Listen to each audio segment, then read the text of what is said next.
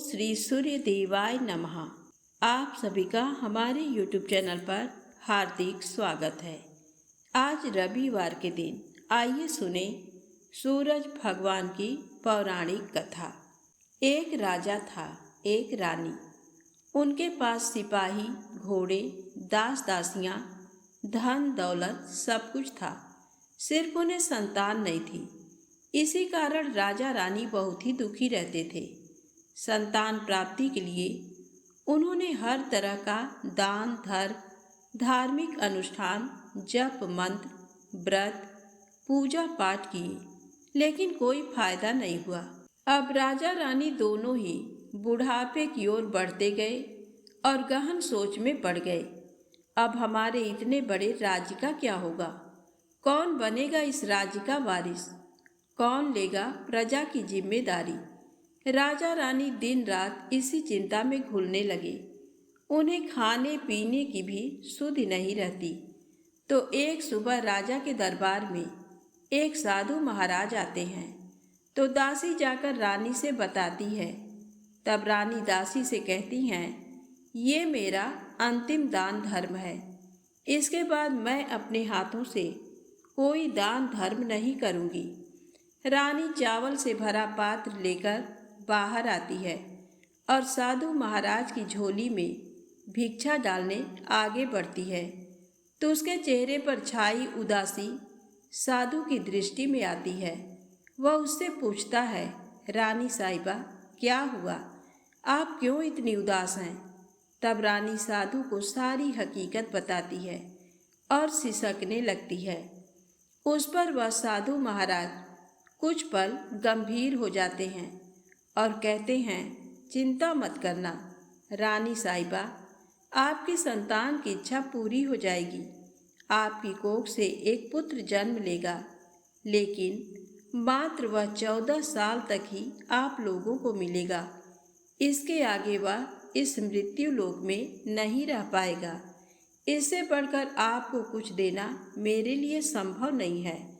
अपनी बात पूरी करके उसने अपनी झोली में हाथ डाला, थोड़ी सी भभूत निकालकर रानी को दी और कहा, आप और महाराज दोनों इसे बांटकर ग्रहण करना, तुम्हें जल्द ही पुत्र प्राप्ति होगी। इतना कहकर साधु महाराज अपनी राह चले गए। उनके जाने के बाद रानी सोचने लगी, 14 साल तो 14 साल ही सही, उतने समय के लिए हमें पुत्र मिलेगा, यही काफ़ी है। उतने साल तक मैं उसे जी जान से बड़ा करूँगी, उसे ढेर सारा प्यार दुलार दूंगी, अपनी संतान की मुराद पूरी करूँगी। उस रात अपना सारा राजकाज खत्म करके राजा जब रानी के महल में गए तो रानी ने राजा को सारी बात बताई और साधु महाराज की दी हुई भभूत राजा को दिखाकर बोली, साधु महाराज ने ये भभूत हम दोनों को ग्रहण करने को कहा है। तब राजा बोले, इतना दान धर्म किया, जब तब किया, कोई फल नहीं मिला।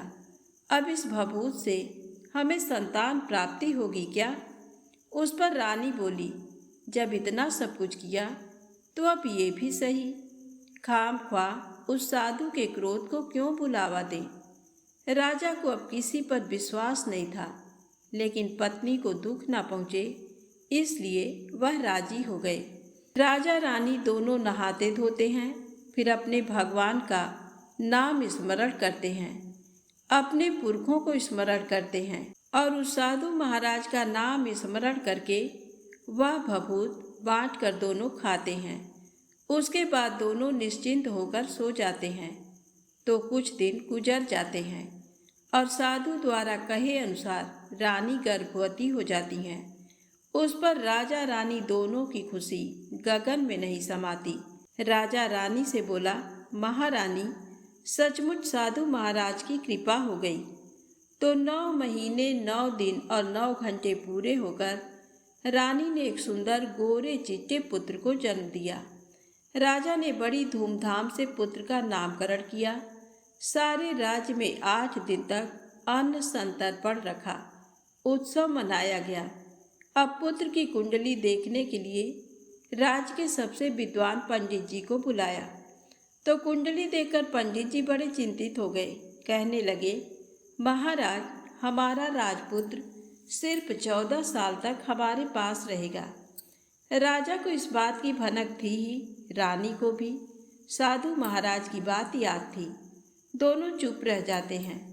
उसके बाद राजा और रानी बड़े प्यार दुलार से बेटे की परवरिश करते हैं, उसकी हर इच्छा पूरी करते हैं। थोड़े समय के लिए ही सही, भगवान ने संतान की अपनी मुराद पूरी कर दी।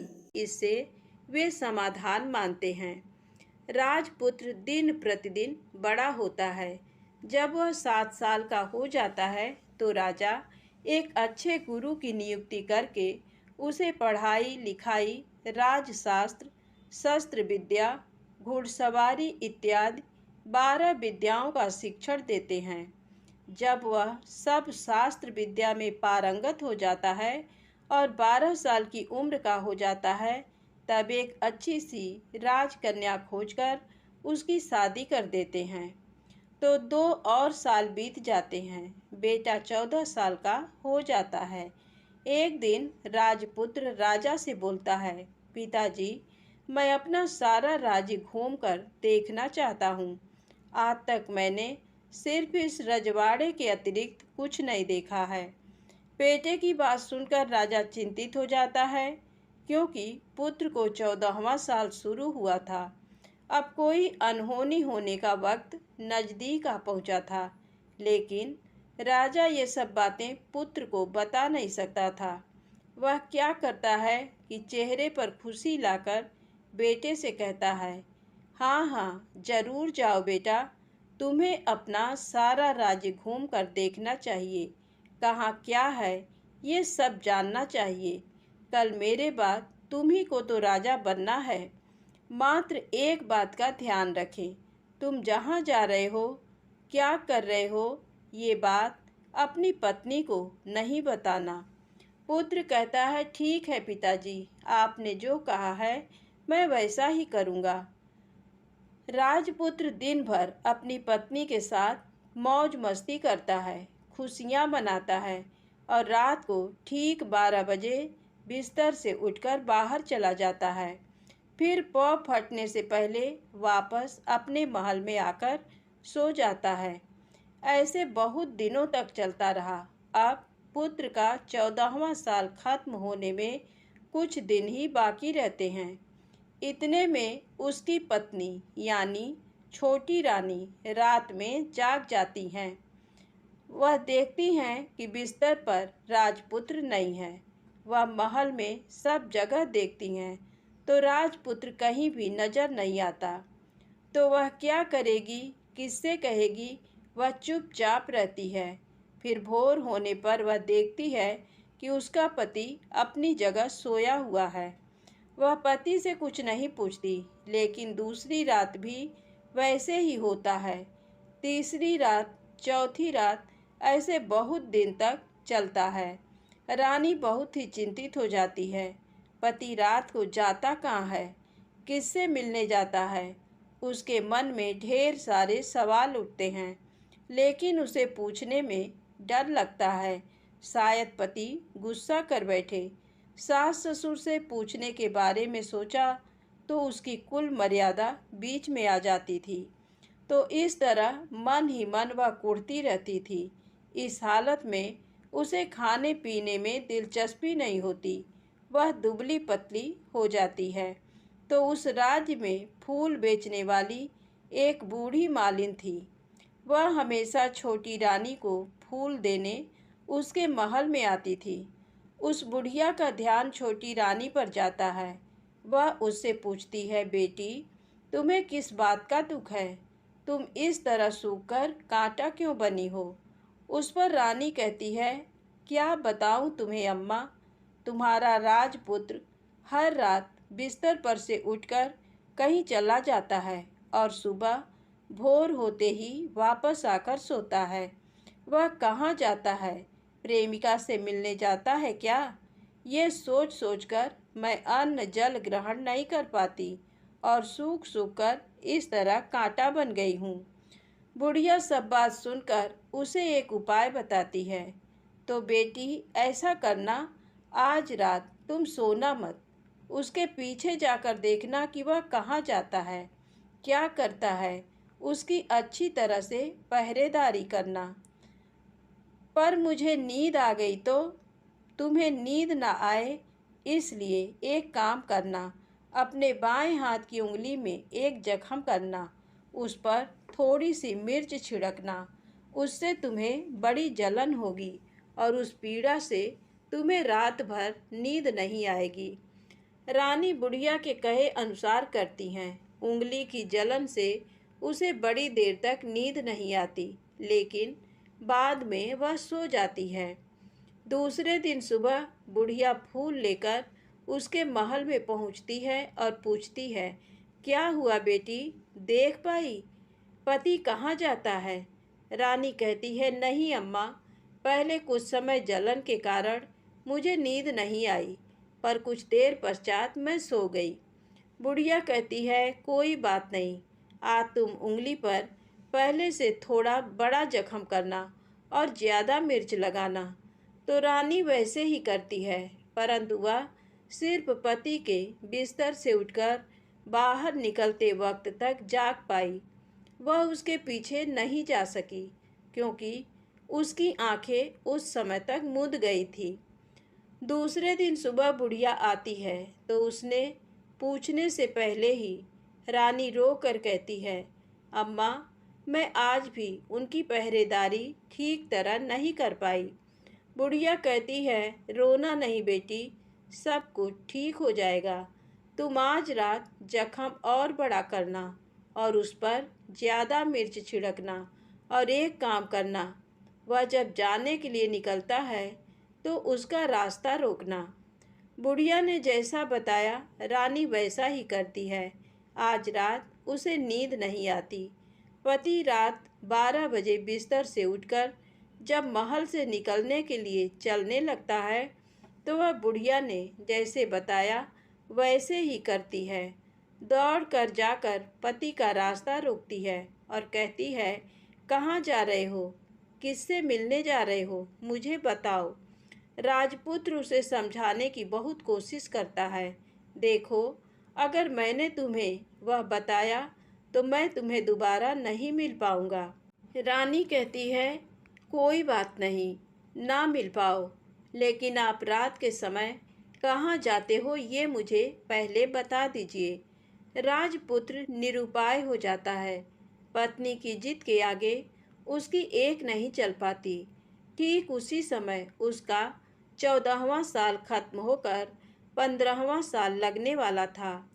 जो होता है वह हो जाने दो, वह सोचता है और कुछ चावल मंत्रों से सिद्ध करके पत्नी को देकर कहता है, इन चावलों के दानों को दोनों हाथों की मुट्ठी में पकड़ना। पहले दाएं हाथ में पकड़े चावल मेरे ऊपर फेंकना। मैं कौन हूँ तुम्हें पता चल जाएगा। बाद में बाएं हाथ में पकड़े चावल मेरे ऊपर फेंकना। मैं जैसा था तुम्हें मिल जाऊंगा, लेकिन यदि तुम बाएं हाथ के चावल मेरे ऊपर फेंकना भूल गई तो मैं तुम्हें कभी नहीं मिल पाऊंगा। रानी ने कहा, नहीं भूलूंगी। रानी बड़े आत्मविश्वास के साथ कहकर दाएं हाथ में पकड़े चावल पति के ऊपर फेंक देती है तो राजपुत्र एकदम एक विशाल घोड़ा बन जाता है। एकदम उम्दा, सफ़ेद, गर्दन पर लंबी अयाल। देखते देखते वह तेजी से दौड़ने लगता है। रानी उस घोड़े को एकदम भौचक्की होकर देखने लगती है और पति ने बाएं हाथ के चावल फेंकने की जो बात कही थी वह भूल जाती है। उसकी आंखों के सामने घोड़ा महल से बाहर निकलकर चला जाता है। घोड़ा जो महल से बाहर जाता है तो वापस नहीं आता। अब रानी को बड़ा पश्चाताप होता है। वह स्वयं को कोसने लगती है, लेकिन अब उसका कोई फायदा नहीं होने वाला था। राजपुत्र अब वापस नहीं आने वाला था। सुबह होते ही महाराजा महारानी को सब बात पता चलती है। उन्हें बहुत दुख होता है। वे बिस्तर पकड़ते हैं और राह देखते हैं कि एक दिन उनका बेटा वापस आ जाए। इस तरह 1 महीना गुजरता है, 2 महीने गुजरते हैं, 3 महीने गुजरते हैं, आखिर 6 महीने पूरे होते हैं। राजपुत्र का कोई अता पता नहीं लगता। प्रधान राजपुत्र को ढूंढने के लिए राज्य के गांव-गांव सिपाही भेजता है, लेकिन उन्हें कोई सफलता नहीं मिलती। इधर रानी अपनी हठ के कारण पति गायब हो गया ये सोचकर स्वयं को मन ही मन कोसती हैं और प्रण लेती हैं कि कुछ भी करके पति को ढूंढ लाएंगी और उसे वापस घर लेकर आएंगी। एक दिन वह सुबह उठकर सास ससुर के महल में जाती हैं और कहती है कि मैं अपने पति की खोज में जा रही हूँ। महाराजा महारानी को और क्या चाहिए था, कुछ भी करके उनका बेटा उन्हें वापस मिलना चाहिए था। वे बहू को जाने की अनुमति देकर कहने लगे, बेटी तुम्हें जो चाहे वह करो, जहाँ जाना है वहाँ जाओ, लेकिन हमारे बेटे को वापस लेकर आओ। अब रानी अपना शाही वेश बदलकर एक सेठानी बन जाती है। कुछ दास दासियों को, कुछ नौकरों को साथ ले लिया, कुछ सामान साथ लिया और राज्य की सीमा पर जाकर वहाँ एक भोजनालय खोल दिया। वहाँ आने वाले सब यात्रियों को खाना मुफ्त में देने लगी। मात्र एक शर्त रखी कि खाने वाले को उसकी देखी कोई अजीब चीज उसकी मालकिन को यानी राजकन्या को बतानी पड़ेगी। तो वहाँ आने वाला हर नागरिक अपनी तरफ से मैंने ये देखा, मैंने वह देखा कहकर वहाँ से मुफ्त खाना खाकर जाता था। परंतु रानी को जो बात चाहिए थी वह अब तक मिली नहीं थी। ऐसे ही कुछ दिन बीत गए तो इधर क्या होता है कि रानी के महल में फूल लेकर जाने वाली बुढ़िया के एक बेटा और बहू थे। उनका एक छोटा बेटा था, यानी बुढ़िया का एक पोता था। तो बेटा और बहू सुबह काम के लिए निकलते थे तो पोते को संभालने की जिम्मेदारी बुढ़िया पर रहती थी। बुढ़िया दिन भर पोते को संभालती थी। एक दिन बुढ़िया को पान खाने की आदत थी तो पान लगाने के लिए चूना चाहिए था। वह उसे तैयार करने के लिए सीपियाँ लेकर आई। इन सीपियों को भूनने के लिए गोबर के कंडे चाहिए थे। कंडे इकट्ठा करने के लिए वह बांस की टोकरी लेकर चरवाहे के मैदान में गई। वहाँ बहुत सारे कंडे थे। उन्हें जमा करते करते उसे घर आने में अंधेरा हो गया। इस ओर शाम होते ही काम से वापस बेटा बहू घर पहुँचे तो देखा कि बच्चा घर पर अकेला है और रो रहा है। वे दोनों गुस्से से लाल पीले हो गए। इतने में बुढ़िया घर आ पहुँची। बेटा ने पूछा, पोते को घर अकेला छोड़कर कहाँ गई थी? बुढ़िया बताने लगी कि मैं गोबर के कंडे इकट्ठे करने गई थी। इस पर बेटा बोला, दोबारा बच्चे को अकेला घर पर छोड़कर यदि कहीं गई तो मैं तुम्हें बहुत पीटूंगा। बुढ़िया कहने लगी, नहीं बेटा, फिर कभी ऐसा नहीं करूंगी। लेकिन दूसरे ही दिन बुढ़िया वह बात भूल गई और फिर चरवाहे के मैदान पर कंडे इकट्ठा करने चली गई। शाम को जब बेटा बहू काम से वापस लौटे तो देखते हैं कि बच्चा घर पर अकेला है और रो रहा है। अब उसके बेटे की सहन शक्ति खत्म होने लगी और बुढ़िया के वापस आने पर उसे घर से निकाल दिया। बुढ़िया रात भर घर के बाहर अंधेरे में बैठी रही और सुबह होते ही हाथ में टोकरी लेकर कंडे इकट्ठा करने के लिए निकल गई। उस दिन उस पर कंडे इकट्ठा करने का मानो पागलपन सवार था। कंडे इकट्ठा करते करते कब अंधेरा छा गया उसे मालूम ही नहीं चला। उसे जब ध्यान आया तो गांव का रास्ता भी ठीक तरह से दिखाई नहीं दे रहा था। वह अंधेरे में आंखें फाड़कर देखती देखती किसी तरह आगे निकल पड़ी। तो होता क्या है कि एक कपिला गाय छन छन की आवाज़ करते, गले की घंटी बजाते ठुमक कर उस मैदान पर आ गई।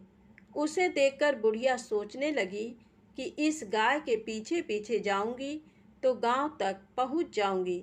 तब बुढ़िया उसके पीछे पीछे जाने लगी। वह गाय क्या करती है कि उस मैदान से लेकर एक एक करके 6 मैदान पार करती है। आखिर में वह 7वें मैदान पर पहुंचती है। तो वहाँ क्या होता है कि उस मैदान पर एक बड़ा सा पत्थर है। गाय जाकर उस पत्थर को अपना सींग मारती है। सींग मारा तो वह पत्थर दूर हट गया और पाताल में नीचे जाने की सीढ़ियाँ दिखाई देने लगी। तब वह गाय उन सीढ़ियों से नीचे जाने लगी। बुढ़िया वह सब देखती रही और झट जाकर गाय की पूंछ को पकड़ लिया। पूंछ पकड़कर वह गाय के साथ नीचे पाताल में पहुंच गए। पाताल में पहुंचते ही तुरंत गाय की पूंछ छोड़ दी और इधर उधर देखने लगी। वहीं से बुढ़िया ने देखा कि पाताल में सब जगह जगमगाहट है। दिया दीप जलते हैं और तेज रोशनी गाय के ऊपर पड़ती है और वहाँ अद्भुत घटनाएं घटने लगीं। गाय के नीचे जाते ही उसके गले में अपने आप सांकल पड़ गई और छम छम करके कोई दुधाड़ी में गाय का दूध दूहने लगी। लेकिन जो भी कोई वह कर रहा है वह मात्र दिखाई नहीं दे रहा। बुढ़िया बहुत घबरा गई, कहाँ आकर फंस गई। वह सोचने लगी और यहाँ वहाँ छिपने के लिए जगह ढूंढने लगी, लेकिन उसे कहीं भी जगह नहीं मिली। हर जगह उजाला ही उजाला था। तो वह यूं एक कोनों में खड़ी रह गई और जो कुछ सामने हो रहा था उसे चुपचाप देखने लगी। कुछ पल के बाद वहाँ झट से एक उम्दा सफ़ेद घोड़ा आया। वहाँ 2 कुंड थे। उसमें से एक कुंड में उस घोड़े ने छलांग लगाई और ऊपर आ गया। अब उसे राजपुत्र का रूप प्राप्त हो गया। राजपुत्र बनने के बाद उसने दूसरे कुंड के पानी में स्नान किया। वहाँ रखे नए कपड़े पहने हैं। नज़दीक ही एक सुंदर पलंग था। उस पर आकर वह बैठ गया। उसके सामने अपने आप 5 पकवानों की थाली आ गई। दूध की एक प्याली आ गई। पान सुपारी आ गए। उसके सामने एक दिया जलता रहा। राजपुत्र ने खाना खाया, दूध पिया, पान सुपारी खाया और बिस्तर पर लेट जाने से पहले सूर्य देव का स्मरण करके सामने जलते दिए से पूछा, दिए दिए दीपंकर, मेरे माता पिता क्या कर रहे हैं? दिया बताने लगा, बेटे के शोक में डूबे हैं। राज्य कौन संभाल रहा है? राज्य प्रधान संभालता है। मेरी पत्नी क्या करती है? उसने चौराहे पर भोजनालय शुरू किया है और आते जाते लोगों से वह नई खबर के बारे में पूछती है। दिए के ये कहते ही राजपुत्र कहने लगा, ठीक है। उसके बाद वह सो गया। बुढ़िया कोने में खड़ी रहकर ये सब देखती रही। ऐसी अद्भुत घटना उसने जिंदगी में पहली बार देखी थी। उसे अंदर ही अंदर चुलबुलाहट होने लगी।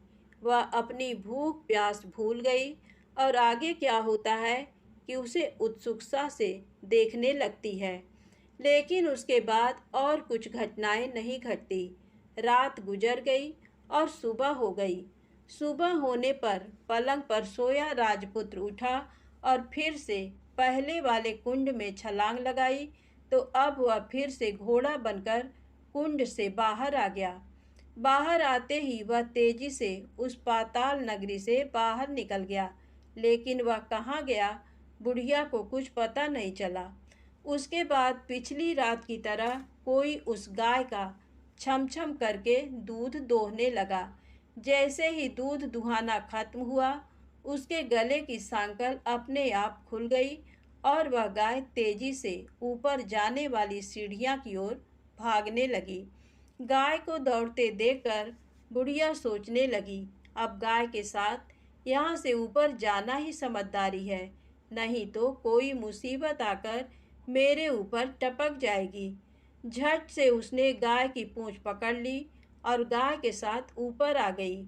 गाय जब ऊपर मैदान में पहुंची तो उस सुरंग का रास्ता अपने आप बंद हो गया और उसके मुंह पर एक बड़ा सा पत्थर पूर्ववत खड़ा हो गया। ऊपर आकर वह गाय जंगल की ओर निकल गई।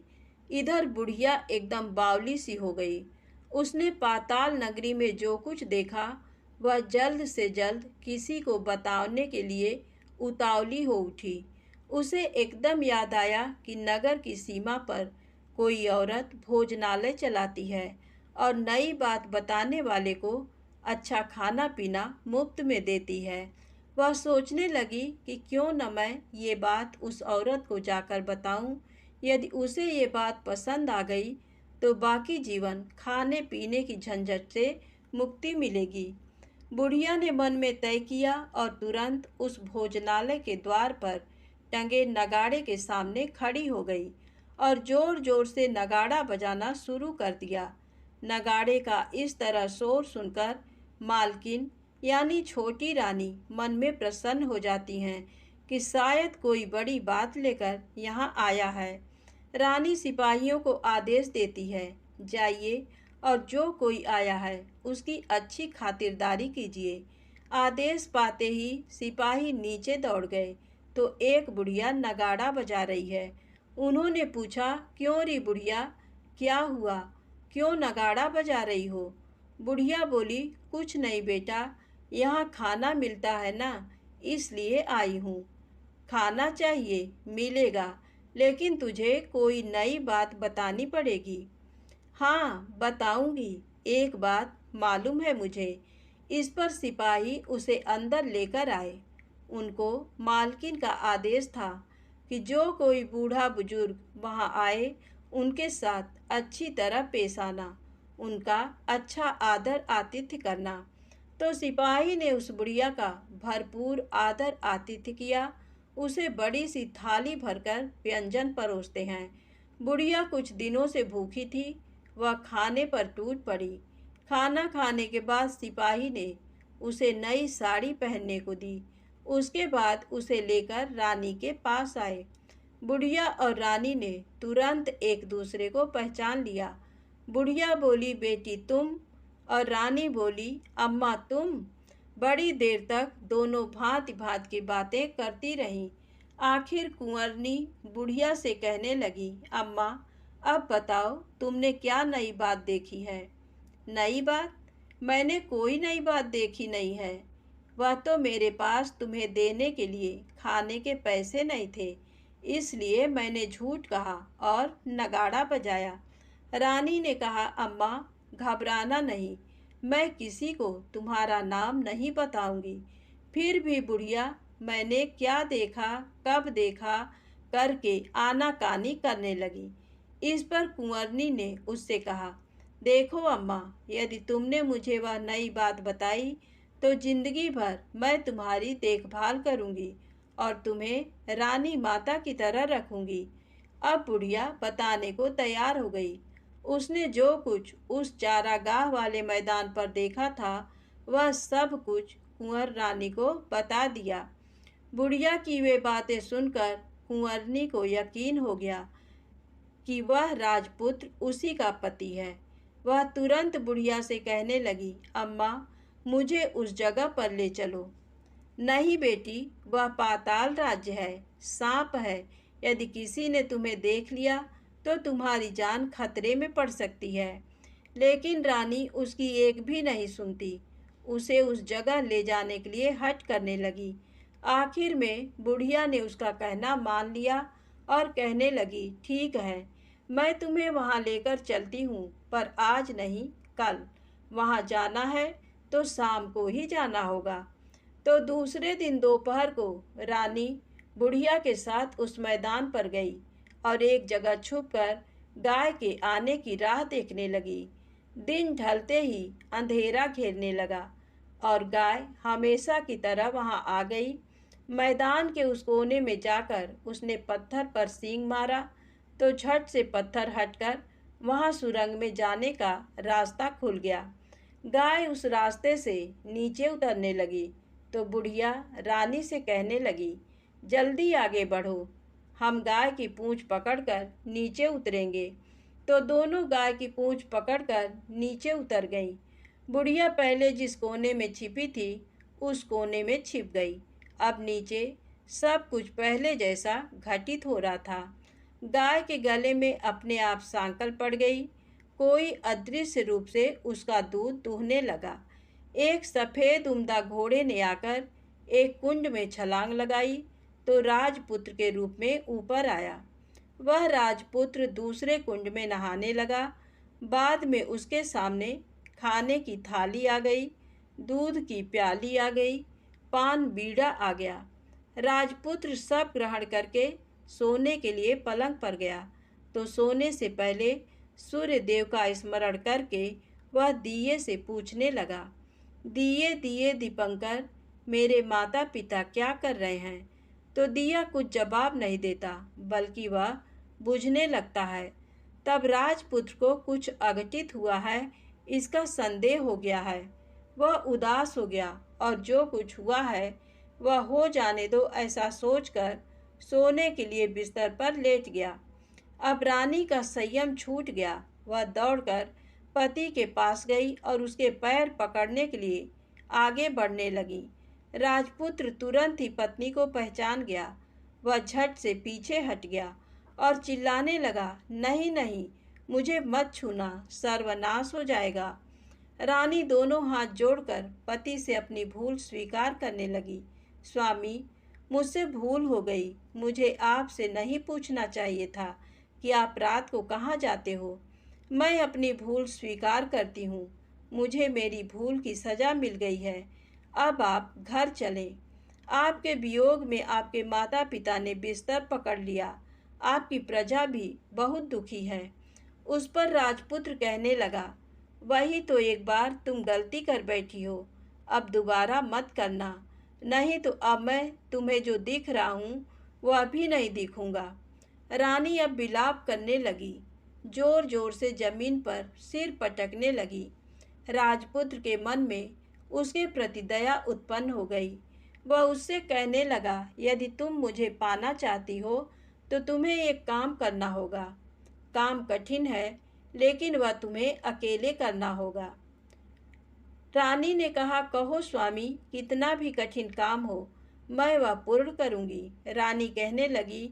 इस पर राजपुत्र ने उसे बताया, इस पाताल से ऊपर जाते ही तुम्हें एक घना जंगल नजर आएगा।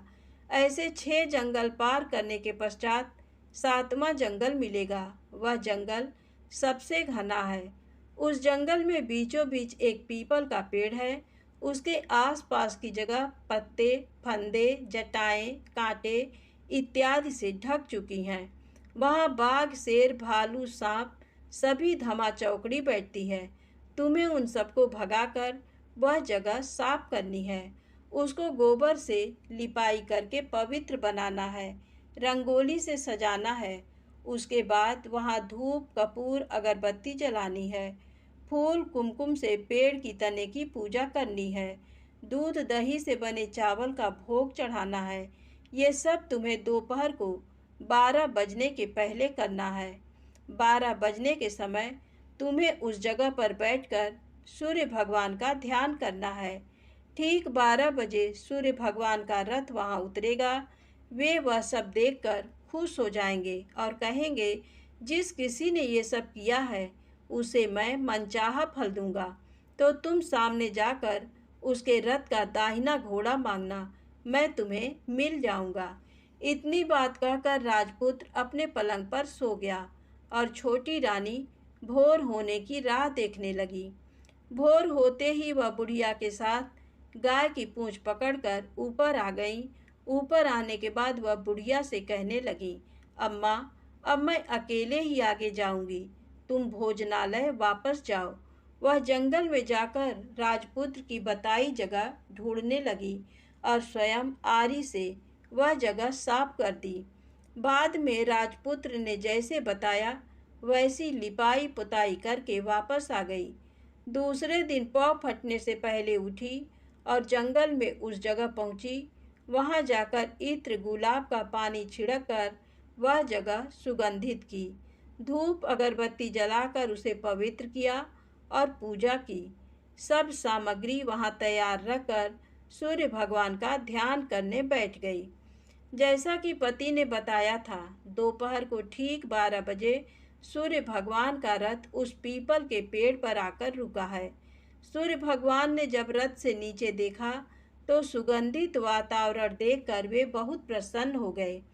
फिर वे बोले, जिस किसी ने ये काम किया है वह यहाँ आकर आज मुझसे कुछ भी मांगे, मैं उसे दे दूंगा। रानी ने जब ये शब्द सुने तो बिना समय गंवाए दौड़कर उनके सामने आ गई और उनको साष्टांग नमस्कार करके बोली, भगवान, वह मैं ही हूँ, मैंने ही ये जगह साफ की है। अच्छा, तो तुम्हें जो चाहिए वह मांगो। भगवान, मुझे मुझे आपके रथ का दाहिना घोड़ा चाहिए। सूर्य भगवान बोले, नहीं नहीं, मैं तुम्हें और कुछ भी दे सकता हूँ, लेकिन ये घोड़ा नहीं दे सकता। मेरे रथ के 12 घोड़े हैं, तुम चाहो तो कोई और घोड़ा मांग लो, लेकिन ये दाहिना घोड़ा नहीं, वह मैं तुम्हें नहीं दे सकता। छोटी रानी एक नहीं सुनी, वह सूर्यदेव से एक ही बात कह रही थी, वही दाहिना घोड़ा दे दीजिए, नहीं तो मैं आपके पैरों में गिरकर अपनी जान दे दूंगी। अब सूर्यदेव धर्म संकट में पड़ गए। उन्होंने वचन दे दिया था, अब अपने वचन से पलट भी तो नहीं सकते थे। तब सूरज भगवान ने बोला, मैंने तुम्हें घोड़ा दे दिया, लेकिन घोड़ा तो दिया है, वह तुम्हें यहाँ नहीं मिलेगा, तुम्हें उसे पाताल में जाकर लाना होगा। रानी बोली, पाताल में ही क्या भगवान, मैं उन्हें पाने के लिए कहीं भी जा सकती हूँ। रानी को वचन देकर सूर्यदेव अपने मार्ग चले गए और इधर रानी जंगल से अपने भोजनालय में आ गई। फिर वह बुढ़िया को लेकर उस मैदान पर आ गई। जल्दी ही शाम हो गई। शाम होते ही वहाँ वह गाय आ गई और उसने सींग मारकर सुरंग का पत्थर हटाया तथा नीचे उतरने लगी। रानी और बुढ़िया जल्दी जल्दी उसकी पूंछ पकड़कर नीचे उतर गईं। नीचे पाताल में सब घटनाएं पहले की तरह ही घटने लगीं। घोड़े का एक कुंड में नहाकर राजपुत्र बन जाना, नहा धोकर पलंग पर जाकर बैठना, तो उसे खाने की थाली, दूध की प्याली आना, पान बीड़ा आना। लेकिन आज एक बात नई घटी। आज दो दो थाली, दो दो दूध की प्याली, दो दो पान बीड़े उसके सामने आए। वह कुछ नहीं बोला। अपने हिस्से की थाली खाकर, दूध पीकर और पान बीड़ा चबाकर वह सोने चला गया और हमेशा की तरह दिए से पूछने लगा, दिए दिए दीपंकर, मेरे माता पिता क्या करते हैं? दिया ने बताया, वे दोनों तुम्हारे शोक से मरने की स्थिति में पहुंच गए हैं। ऐसा झट से उसकी आंखों से आंसू टपकने लगे। फिर वह पूछने लगा, दिए दिए दीपंकर, मेरा राज्य कौन चला रहा है? तुम्हारा राज्य प्रधान चला रहा है और वह सब कुछ हड़प चुका है। वह प्रजा पर बहुत अत्याचार कर रहा है। सुनकर राजपुत्र को बहुत गुस्सा आया। वह गुस्से से अपनी मुट्ठी भींचने लगा। अब वह पूछने लगा, दिए दिए दीपंकर, मेरी पत्नी क्या कर रही है? अब दिया कुछ नहीं बोला, चुप रहा। अब रानी का संयम जवाब दे गया। वह दौड़कर पति के गले लग गई। अब मैं तुम्हें मिल गया, राजपुत्र कहने लगा। सच कहते हो, अब आप फिर से घोड़ा तो नहीं बनेंगे? नहीं, दोबारा घोड़ा नहीं बनूंगा। तुमने जो इतने सारे कष्ट उठाए हैं मुझे पाने के लिए, इसलिए सूर्यदेव ने मुझे सदा के लिए घोड़े के जन्म से मुक्त कर दिया है। राजपुत्र ने बड़े प्यार से कहा और उसे गले लगाया, उसके आंसू पोंछे। कुछ देर पश्चात भोर हो गई तो गाय की श्रृंखला टूटकर वह ऊपर भूलोक जाने लगी। रानी, राजपुत्र और बुढ़िया उसकी पूंछ पकड़कर ऊपर आ गए। ऊपर आने पर वे सीधे भोजनालय में पहुँचे। वहाँ का सब सामान लोगों में बांट दिया और उसको ताला लगाकर अपने राज्य में लौट गए। राजपुत्र वापस आता और उसके तेवर देकर प्रधान घबरा गया। राजपुत्र ने उसे बंदी बनाकर कैद खाने में डाल दिया और राज्य की बागडोर अपने हाथ में ले ली। उसके बाद वह अपने माता पिता को मिलने उनके महल में गया। तब राजपुत्र क्या देखता है कि उसके माता पिता उसके शोक में अस्थिपंजर बने हुए हैं। पुत्र को वापस आया देखकर मरड़ा सन राजा रानी की आंखों से टप टप आंसू बहने लगे। इन दोनों ने पुत्र को गले लगाया, उसे प्यार से सहलाया। इतना होने के बाद उनके सेहत में एकदम सुधार आने लगा। वे अब बिस्तर से उठकर बैठ गए हैं। पुत्र को आशीष देने लगे। राजपुत्र के आने की खबर तुरंत राज्य भर में फैल गई। प्रजा खुशी से फूली नहीं समाई। प्रजाजन राजमहल के सामने इकट्ठे हो गए। राजपुत्र ने भी उन्हें दर्शन दिए और आज से उन्हें कोई दुख नहीं पहुंचाएगा, ऐसा वचन भी दिया। अब राजा अपने पुत्र का राज्याभिषेक करके उसे सिंहासन पर बिठाता है और बहू को महारानी का दर्जा देता है और स्वयं अपनी पत्नी के साथ ईश्वर स्मरण करते खुशी से दिन बिताता है।